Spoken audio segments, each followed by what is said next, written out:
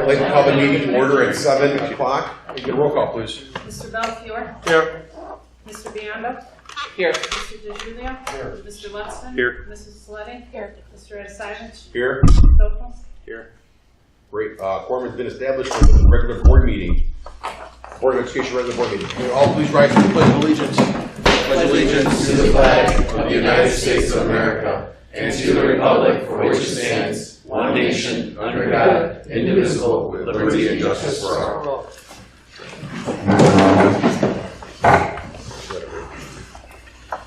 The mission of Norris School District 80 is inspiring educational excellence in a nurturing environment. Thank you. I'd like to recognize all our visitors for coming out with such great numbers on a beautiful day. A couple pieces of correspondence in our files and 3 FOIAs. We'll go right into presentation, Dr. O'Malley, which will give the principal Palmer. So, Ms. Guzik and I are here to talk tonight about evidence-based grading, and we wanted to make sure that the school board had a chance to hear about our exciting new initiative for this school year before we roll it out to any more parents. So, I just want to remind us all that our 4 District 80 goals is revising the homework policy, evidence-based grading, individualized learning plan, and service-based graduation. So, what is evidence-based grading? It really is a transformative system that is designed to help parents and students understand their knowledge and skills and focus on their learning, not just on task completion. It is designed to precisely identify what students know and can do as opposed to simply averaging grades. And so tonight, we're going to give you an insight into what all that really means. Let's first take a very simplified example of traditional grading. Perhaps there are 2 major assessments in a course, a midterm and a final. There are 3 students. The first young person failed the midterm miserably, but by the final exam had mastered all of the content and knowledge that she needed to have by the end of the course. But because traditional grades rely on averages, this student wound up with a 60% F, even though the final exam indicated that this child mastered the material. The second child had mastered half of the material, but by the final had forgotten the first half of the material and had not mastered the second half of the course. And finally, the third child had struggled all the way along, and in the traditional method would all end up with the same grade. So, evidence-based grading helps alleviate and eliminate this problem.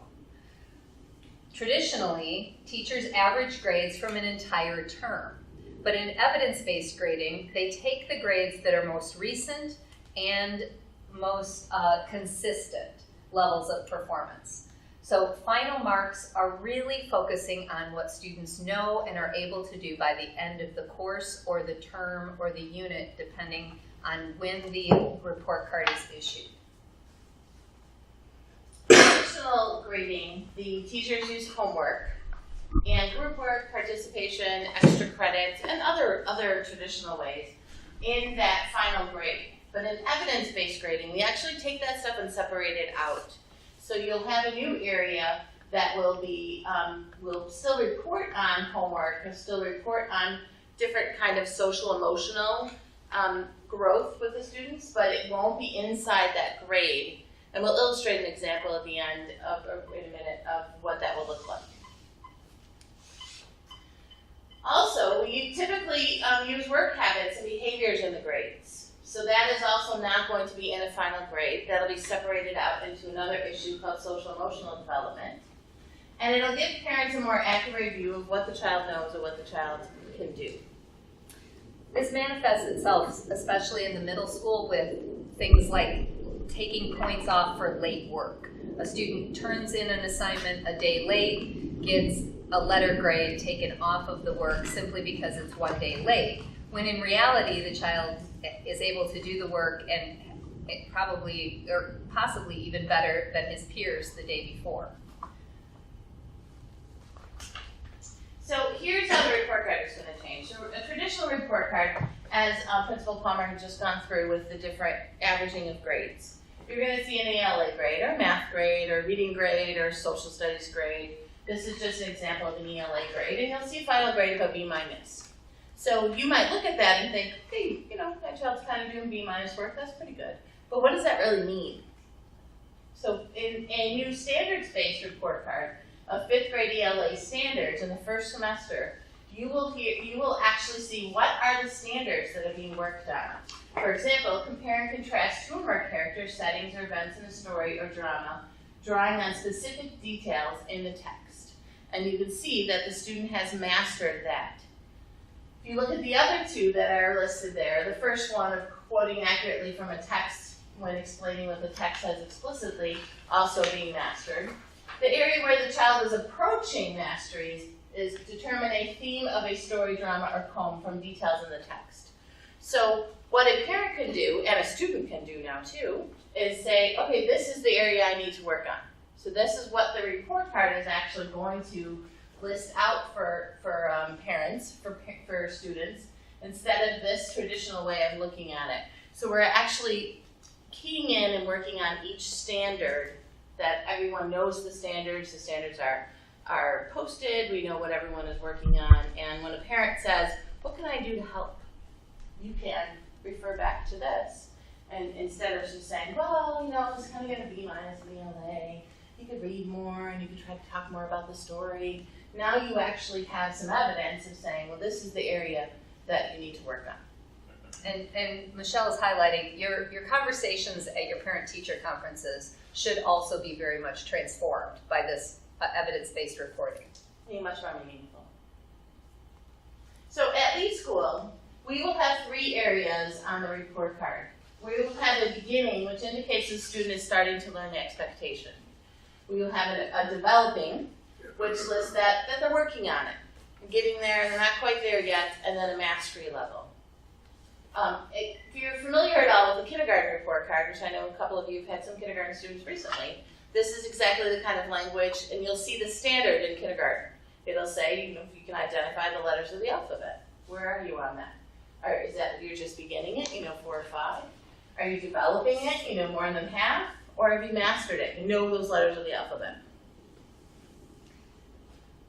Because students, as they ascend through the grades, tend to spread out in their learning. Students accelerate in their learning. And you see that, for example, by 8th grade, our students are learning at a much wider spectrum than they were, say, in kindergarten. So in junior high, we will have an opportunity for the exceeds category. And this will indicate that the student consistently masters the grade level skill and knowledge, but then also has demonstrated mastery above grade level. And so teachers will be talking to students, talking to parents about what that means for each individual class. So, how will these mastery, approaching, beginning, or even exceeds be calculated? How will we know?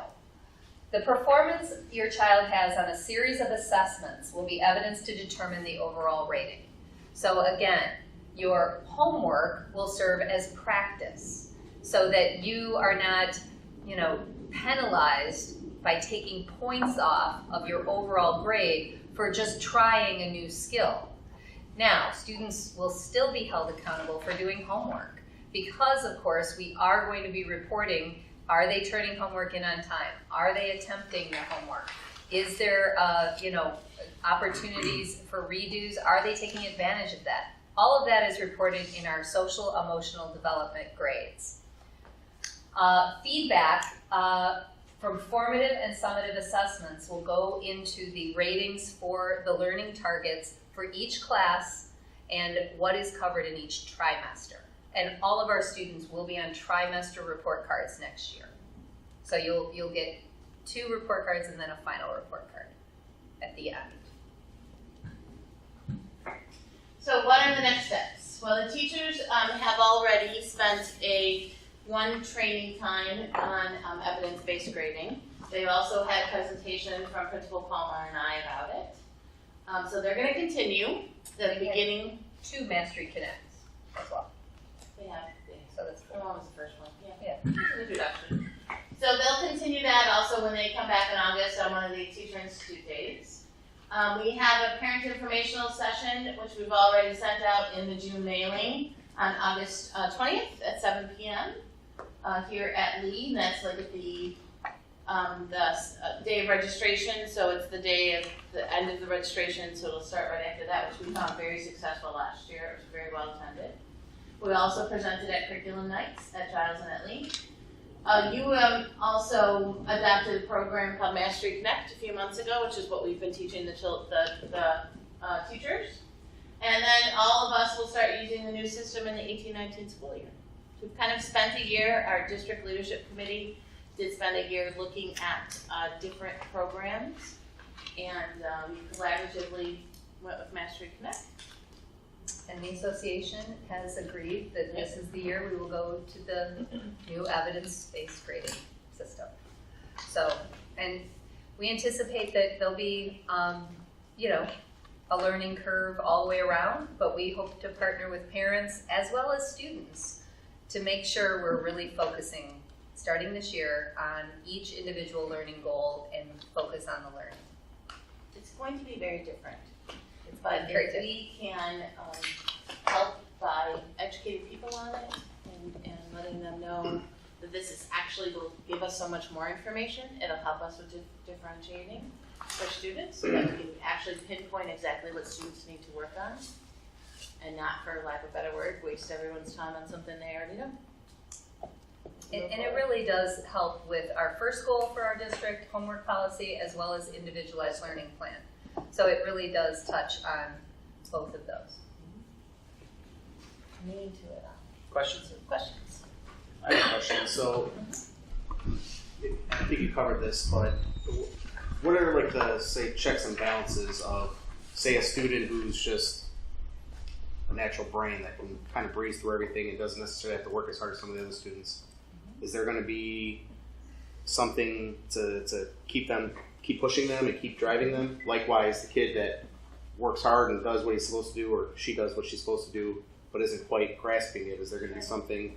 What's like the balance? Like I think you said social, whatever grading. The social emotional development area has to do with the work habits and functioning in the classroom, homework, things like that. What you're asking is if a student is able to work at a higher level pace because they've gotten that information for whatever, if they worked hard at it or if they know it, are we meeting all of their needs? And I think this, more than anything that we've ever done in the past, helps, is our venue to it. Okay. Because it allows us to take the children that are able to move on to the next step. If they are able to work on a grade level of work higher, because something might come easier, as you said, then we are able to move that moving forward. Instead of kind of keeping everybody at that same place. Okay, great. Okay. How does this work for the child that has a difficult time in taking tests? Because there's plenty of those out there. I know. Sure. I mean, if they know it, but when it comes time for that test, Because there's numerous opportunities for them to demonstrate their mastery of any one given skill. So this allows for retakes, it allows for reteaching, it allows for students who do struggle with assessments to maybe demonstrate it over a different type of assessment during the trimester.